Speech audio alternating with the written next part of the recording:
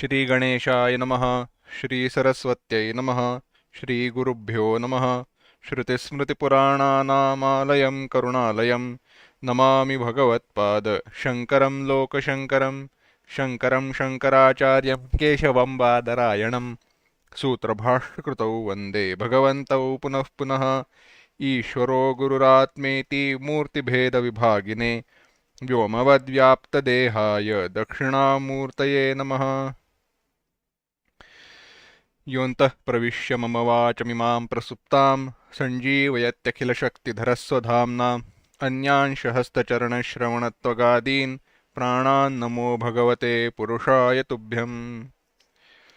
सर्ववेदान्तसिद्धान्तगोचरं तमगोचरं गोविन्दं परमानन्दं सद्गुरुं प्रणतोऽस्म्यहम्। आचार्यांच्या विवेकचूडामणी ग्रंथाचं आपण चिंतन करतोय आणि या ग्रंथाचं चिंतन करत असताना शब्दानुविद्ध निरिध्यासनाचा मार्ग ब्रह्मानुसंधानासाठी शब्दानुविद्ध मार्ग आपल्याला आचार्य सांगतायत। तोच उपदेश पुढे पाहण्यापूर्वी 255 ते 259 या श्लोकांचं एकदा एकत्र पठण करू। जातिनीतिकुलगोत्रदूरगं नामरूपगुणदोषवर्जितं देशकालविषयातिवर्ति यत् ब्रह्मतत्त्वमसि भावयात्मनि यत्परं सकलवागगोचरं गोचरं विमलबोधचक्षुषः शुद्धचिद्घनमनादिवस्तु यत् ब्रह्मतत्त्वमसि भावयात्मनि षड्भिरोर्मिभिरयोगियोगिहृद भावितन्न करणैर्विभावितं बुद्ध्यवेद्यमनवद्यभूति यत् ब्रह्मतत्त्वमसि भावयात्मनि भ्रान्तिकल्पितजगत्कलाश्रयं स्वाश्रयं च सदसद्विलक्षणं निष्कलं निरुपमानऋद्धिमत् ब्रह्मतत्त्वमसि भावयात्मनि जन्मवृद्धिपरिणत्यपक्षय व्याधिनाशनविहीनमव्ययम् विश्वसृष्ट्यवविघातकारणं ब्रह्मतत्त्वमसि भावयात्मनि। जगाच्या उत्पत्ती स्थितिलयाचं कारण असणारं ब्रह्म तू आहेस असं अंतःकरणामध्ये अनुसंधान कर। 259व्या श्लोकामध्ये जीव आणि जगाचं मूळ ब्रह्मस्वरूप आत्मस्वरूप चैतन्य स्वरूप आचार्यांनी आपल्याला सांगितलं म्हणण्यापेक्षा त्याचं अनुसंधान करण्याचा मार्ग आपल्याला निर्देश दिलेत, लक्षणं सांगितली आहेत। ते ब्रह्म म्हणजेच निराश करत असताना अपवाद करत असताना या शरीराचा 3 अवस्थांचा पंचकोशांचा तो तर निराश करायचाच, पण त्याचबरोबर जगाच्या ठिकाणी असणारी जी सत्यत्व बुद्धी आहे तिचा देखील निराश करायचा आहे। ते सांगून आता पुढे आचार्य आपल्याला सांगतायत, म्हणतायत 260वा श्लोक, अस्तभेदमनपास्तलक्षणं निस्तरङ्गजलराशिनिश्चलं नित्यमुक्तमविभक्तमूर्ति यत् ब्रह्मतत्त्वमसि भावयात्मनि। अस्तभेदम, भेदाचा जिथे अस्त झाला आहे असं म्हणजे भेदरहित, अनपास्तलक्षणम चिन्हरहित, लक्षण ज्याच्या ठिकाणी नाहीत असं,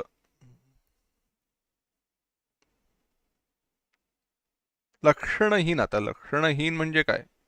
चिन्हहीन आहे, त्याच्या ठिकाणी कोणतंही नाही. काय आहे? विस्ताराच्या वेळेला पाहू. निस्तरंग जलराशी निश्चलम, तरंगहीन समुद्राप्रमाणे आहे. म्हणजे काय? विस्ताराच्या वेळेला पाहू. निस्तरंग जलराशी निश्चलम शब्दशः अर्थ तरंगहीन जलराशी म्हणजे समुद्र. नित्यमुक्तम, नित्यमुक्त आहे, कधी बंधात नव्हतं, बंध ज्याला माहीतच नाही असं. अविभक्त मूर्ती, अविभक्त मूर्ती भेदरहित, विभक्ती विभक्त म्हणजे भेद, भेदरहित मूर्ती ज्याचं स्वरूप आहे, रूप आहे, असं जे ब्रह्म आहे ते तू आहेस, असं अंतःकरणामध्ये अनुसंधान कर. ब्रह्मतत्वमसी भावयात्मनी, त्याचा विचार करत असताना अहम ब्रह्मास्मी, ब्रह्म अस्मी असं अनुसंधान झालं पाहिजे. म्हणजे ते ब्रह्म तू असं दुसऱ्याला सांगत अनुसंधान करायचं नाहीये, ते असं ब्रह्म मी आहे हे अनुसंधान अंतःकरणात करायचं आहे. काय करायचं आहे? आचार्य म्हणतायत अस्तभेदम, ज्याच्या ठिकाणी भेद नष्ट झालेत. हे पुन्हा आता उत्पत्तीकडून कारणाकडे घेऊन जायचं. सदैव सौम्य इदमग्रासीदेकमेवाद्वितीयम नान्यत किंचन मिषत, दुसरं काही नव्हतं. या उत्पत्तीच्या सृष्टीच्या पूर्वी केवळ एक सतच होतं, आणि त्या सतापासून तच तदैक्षत बहुस्याम प्रजाये येती, त्या सताने ईक्षण केलं, तदैक्षत, आणि पुढे सृष्टीची उत्पत्ती झाली. परंतु ईक्षण करण्यापूर्वी, सृष्टीच्या उत्पत्तीच्या पूर्वी काय होतं? ते एक अद्वितीय सत होतं, ज्याच्या ठिकाणी कोणताही भेद नव्हता. अस्तभेदम म्हणजे ज्याच्या ठिकाणी सर्व भेदांचा निराश होतो ते आत्मतत्व एकच आहे, ते भेदरहित आहे, त्याच्या ठिकाणी अन्य कोणताही पदार्थ नाही, केवळ तेच ते. आणि पुढे म्हणाले अनपास्त लक्षणम, अव्यक्त आहे ते, त्याच्या ठिकाणी कोणती चिन्ह नाहीत, कोणती लक्षणं नाहीत की त्याचं वर्णन करता येईल.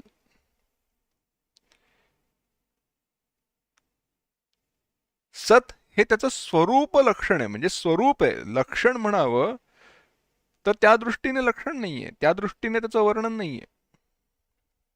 लाल रंगाचं कमळ, ह्याच्यामध्ये लाल रंग जसं लक्षण होतं, सासनावती गौहू, पोळ असणारी गाय इत्यादी जे वर्णन येतं तसं हे नाहीये. अशा लक्षणांनी युक्त असणारं, अशा लक्षणांनी रहित असणारं, अव्यक्त असणारं जे आहे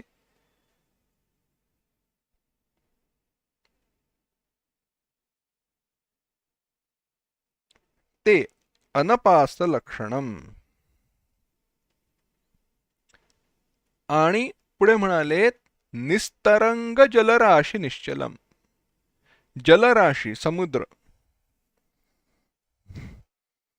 सामुद्रो हि तरंगः न क्वचन समुद्रो तारंगः. आचार्यांनी आपल्या षटपदी स्तोत्रामध्ये भगवंताचं, परमात्म्याचं वर्णन करत असताना, प्रार्थना करताना म्हटलंय सामुद्रो हि तरंगः न क्वचन समुद्रो तारंगः. तरंग पाण्यावरती समुद्रामध्ये निर्माण झालेली लाट किंवा तरंग हा समुद्राचा असतो, तरंगाचा समुद्र नसतो.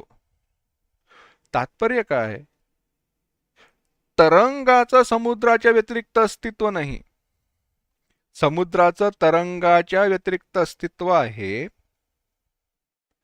तरंग अंश आहे, समुद्र व्यष्टी समष्टी आहे, व्यापक आहे, पूर्ण आहे.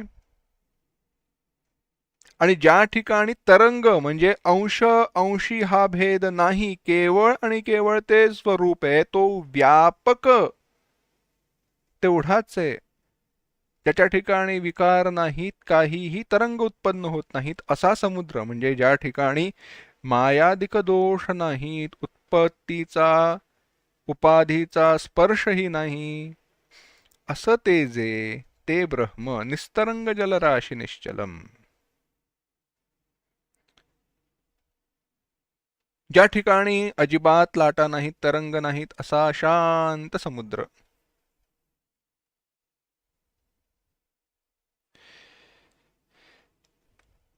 त्याच्याप्रमाणे ते ब्रह्म आहे ज्याच्या ठिकाणी कोणताही विकार नाही. निस्तरंग जलराशी निश्चलम. पुढे म्हणालेत नित्यमुक्तम.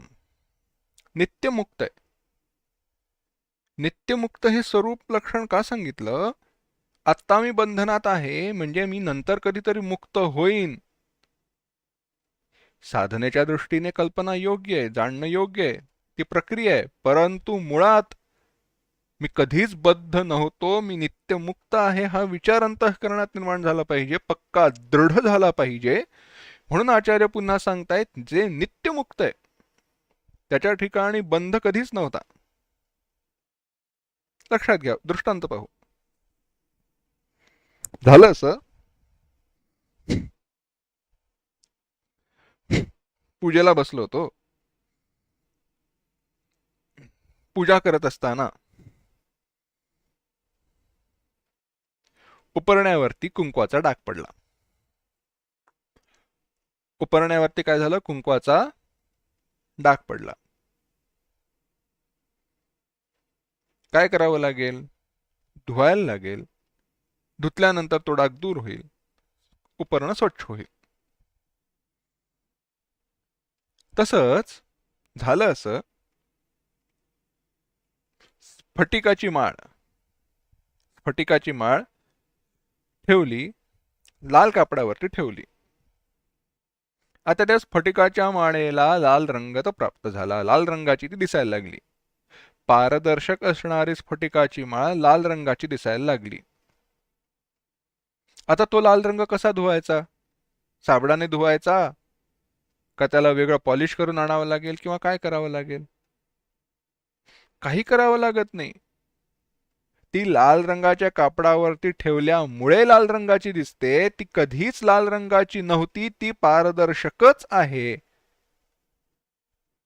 हे जाणणं जसं आहे त्याचप्रमाणे नित्यमुक्तत्व आहे. प्रत्यक्षात समान सत्ता असणारे दोन पदार्थ एक झाले तर त्या ठिकाणी खरोखरच त्या कापडावरती लाल रंगाचं ते कुंकू पडल्यानंतर खरोखरच त्या कापडाला लाल रंग प्राप्त झाला होता. म्हणून कर्म करून तो लाल रंग धुवून काढावा लागला, तेव्हा ते कापड पुन्हा पांढरं स्वच्छ झालं, शुभ्र झालं.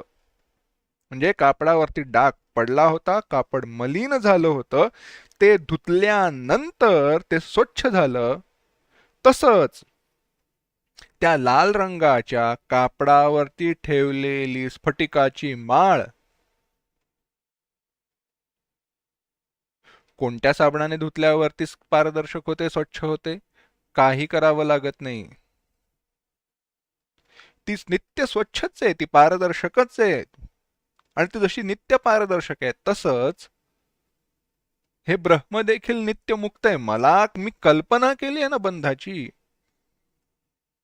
अविचार कृतो बंध, अविचार अविद्येने कृत निर्माण केलेला कल्पिलेला बंध विचारेण निवर्तते, तस्माद विचार कर्तव्य जिज्ञासोरात्मवस्तुनः. जिज्ञासूने म्हणून ते तत्व जाणण्यासाठी विचार केला पाहिजे की जेणेकरून मी कधी बंधात नव्हतो, मी नित्यमुक्तच आहे हे ज्ञान दृढ होईल. म्हणून आचार्य म्हणतायत जे नित्यमुक्त आहे. कल्पित पदार्थांची सत्ता असत नाही, आपण पाहिलेलं आहे मागे बऱ्याच वेळेला. त्याप्रमाणे जे नित्यमुक्त आहे असं पुन्हा लक्षात घ्या. इथे कल्पित पदार्थ हे अत्यंत महत्वाचं आहे. यत् कल्पितम,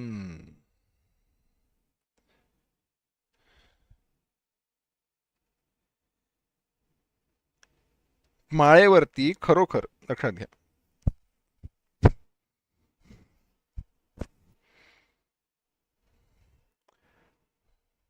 माळेचा खरोखरच रंग बदलला असता तर गोष्ट वेगळी होती, पण तसं झालं नाही. तो लाल रंग हा अध्यासाने, आभासाने.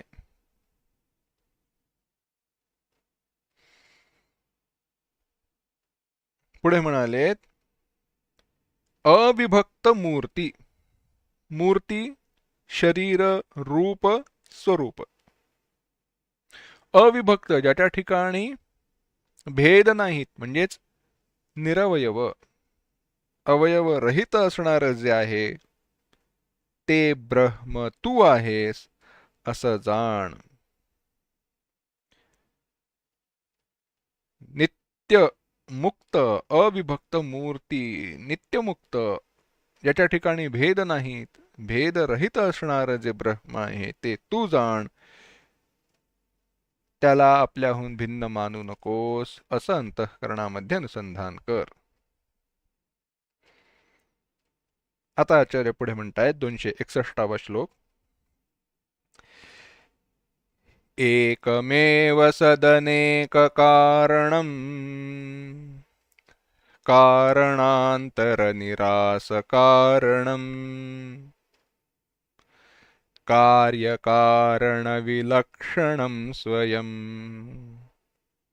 ब्रह्मतत्त्वमसि भावयात्मनि. आचार्य म्हणतायत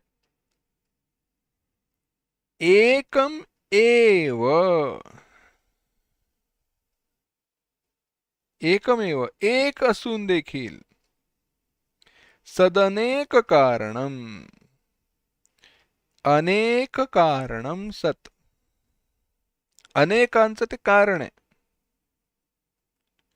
पुढे म्हणालेत कारणांतर निरास कारणम, अन्य अनेक कारणांचं निरास करण्याचं कारण आहे. काय ह्याचा अर्थ विस्ताराच्या वेळेला पाहू. कार्य कारण विलक्षणम, कार्य आणि कारण याच्याहून जे विलक्षण आहे, असं स्वतःहून विलक्षण आहे, स्वयं विलक्षणम असं जे आहे ते ब्रह्म तू आहेस असं अंतःकरणात अनुसंधान कर. आता काय म्हणतायत लक्षात घ्या. एक असूनही अनेकांचं कारण आहे, अनेक कारणांच्या निरासाचं, निषेधाचं जे कारण आहे, आणि स्वतः जे कार्यकारणाहून भिन्न आहे, व्यतिरिक्त आहे, ते ब्रह्म तू आहेस असं अंतःकरणात अनुसंधान कर. परासशक्तिर्विविधैव श्रूयते, श्वेताश्वतरोपनिषद म्हणतं. विविधैव श्रूयते, परमात्म्याची ही पराशक्ती जी आहे ती अनेक प्रकारे ऐकली जाते.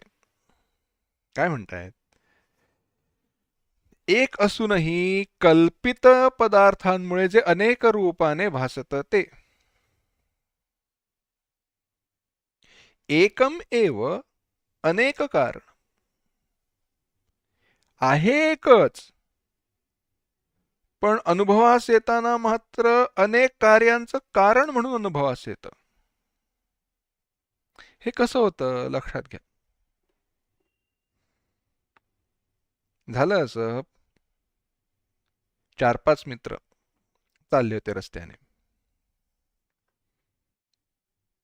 थोडासा अंधुक प्रकाश होता, चांदणं होतंच चंद्राचं, पण काही तेवढा फारसा प्रकाश नव्हता. गावाकडची गोष्ट आहे, म्हणजे शहराच्या बाहेरची गोष्ट आहे. शहरातली असली तरी काही फरक पडत नाही, पण आता शहरात सगळीकडे दिवे झालेत त्यामुळे सगळीच गडबड आहे. उगाच दृष्टांतात थोडा दोष राहू नये म्हणून कल्पना करा. असो, तात्पर्य हे आहे, 5 मित्र रस्त्यावरनं जात असताना अंधुक प्रकाशामध्ये पडलेल्या दोरीवरती 5 जणांना 5 वेगवेगळ्या गोष्टींचा आभास झाला. एकाला साप वाटला, एकाला पाण्याची धार दिसली, एकाला त्या ठिकाणी माळ दिसली, माळ गळ्यात घालतो ती माळ, हार, फुलांचा हार म्हणा, त्याची माळ दिसली. एकाला जमिनीवर पडलेली भेग दिसली,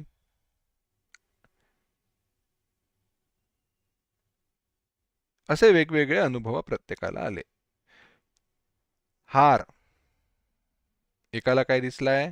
साप दिसलाय, एकाला हार दिसलाय, एकाला भेग दिसलीये, एकाला त्या ठिकाणी फांदी दिसलीये आणि एकाला पाचवं पाण्याची धारा दिसलीये. हार, साप, भेग, फांदी, पाण्याची धार, या 5 गोष्टी आहेत. या 5ही गोष्टी कल्पिलेल्या आहेत. पण या 5ही गोष्टींचं कारण काय आहे?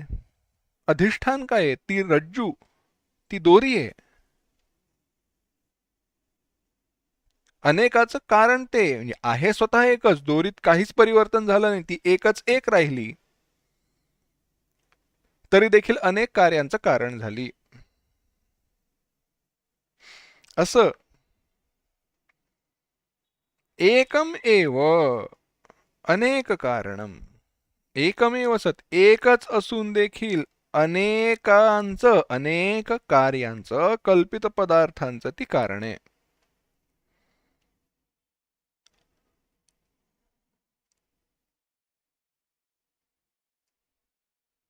त्याला कोणत्या इतर कारणाची अपेक्षा नाही. न कस्यापि कारणम अपेक्षते. दुसरं काही त्याला कारणाची आवश्यकता नाही. ते स्वयंमहिमनी प्रतिष्ठापन पाहिलं, स्वाश्रयम, त्याला अन्य कारणाची अपेक्षा भासत नाही. आणि ते असं कारण आहे, ते असं काय आहे? तर पुढे म्हणालेत, कारणांतर निरास कारणम.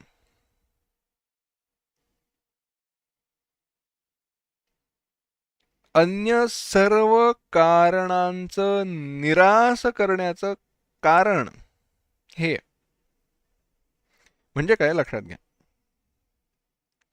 समस्त दृश्य पदार्थांचा निषेध करून, समस्त दृश्य पदार्थांचा निषेध करून, साक्षी होऊन आकाशादी जी कारणांतर आहेत, अंतरकारण, इतर जी कारण आहेत, त्याचा देखील निषेध करण्याचं जे कारण, करणारं जे कारण, कारण इथे हेतू अर्थाने घ्या किंवा कारण या कारण या अर्थाने देखील घ्या, उपादान, मूळ, स्रोत, त्या दृष्टीने ही घ्या, असं ते कारण आहे. कारणांतर निरास कारणम काय म्हणाले थोडक्यात पाहू, विस्तार पुढच्या वेळेला करू. कसं आहे, प्रकृती आणि विकृतीचा विचार करत असताना या शब्दांच्या अनुषंगाने पारिभाषिकतेने अर्थ करत असताना काय म्हणाले? प्रकृती म्हणजे कारण, प्रकृतीपासून विकृती निर्माण झाली म्हणजे काय? कार्य निर्माण झालं. आता निर्माण झालेलं ते जे कार्य आहे ते दुसऱ्या कार्याला जन्म देत असेल तर ते काय होतं? ते कारणही होतं, कार्यही होतं. म्हणून ते प्रकृती विकृती आहे. त्याच्यापासून निर्माण झालेलं कार्य अजून एका कार्याला जन्म देत असेल तर पुन्हा प्रकृती विकृती, प्रकृती विकृती, प्रकृती विकृती, प्रकृती विकृती, अशा जोड्या होत होत होत शेवटी अशी एक गोष्ट येते, असा पदार्थ येतो की ज्याच्यापासून पुढे आता काही उत्पन्न होऊ शकत नाही, त्याला विकृती एवढंच म्हणतात, बाकी दुसरं काही नाही. वेदांताच्या दृष्टीने विचार करत असताना मायेपाच्या 3 गुणांपासून पुढे पंचमहाभूतांची उत्पत्ती होत असताना सगळ्यात आधी आकाश उत्पन्न झालं. आकाशात वायू, वायोरग्नी, अग्नेरापः, अद्भ्यः पृथिवी, पृथिव्याम ओषधयः, ओषधीभ्योन्नम, अन्नात् पुरुषः, सवा एषोन्नमयः पुरुषः. इथपर्यंत पुरुषापासून पुरुषाचीच उत्पत्ती होते, मनुष्यापासून मनुष्याचीच उत्पत्ती होते. अन्य काही पदार्थ मनुष्य निर्माण करत नाही, काही नवीन निर्माण करत नाही. जे आहे ते पंचमहाभौतिक, पांचभौतिकच आहे, दुसरं काही नाही. असलेल्याच कच्च्या मालामध्ये आपण काहीतरी सरळ मिसळ करतो आणि म्हणतो नवीन केलं, तसं काही नाही. तात्पर्य हे आहे, सगळ्यात आधी माया ही प्रकृती आहे. त्याच्यानंतर निर्माण झालेली आकाशादी जी माळा आहे ती प्रकृती विकृती दोन्ही आहे, कारणीय कार्य. कारण आकाश मायेचं कार्य आहे, पण आकाशापासून उत्पन्न झालेल्या वायूचं कारण आहे. अशा प्रकारे जी अन्य कारण आहे त्या कारणांतरांचं निरास करणारं जे कारण म्हणजे मूळ अधिष्ठान ते ब्रह्म मी आहे असं तू जाण. कारणांतर निरास कारणम. पुढे आचार्य आपल्याला कार्य कारण विलक्षण आहे. ते कारण जरी असलं, सगळ्या कारणांतरांचं निरास करणारं कारण जरी असलं तरी कार्यकारणाहून विलक्षण आहे हे सांगणार आहेत. परंतु तो विचार आपण पुढील पाठात पाहू.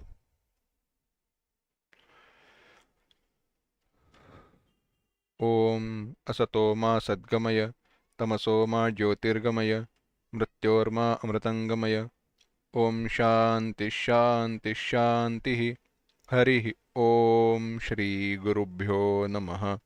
हरि ओम.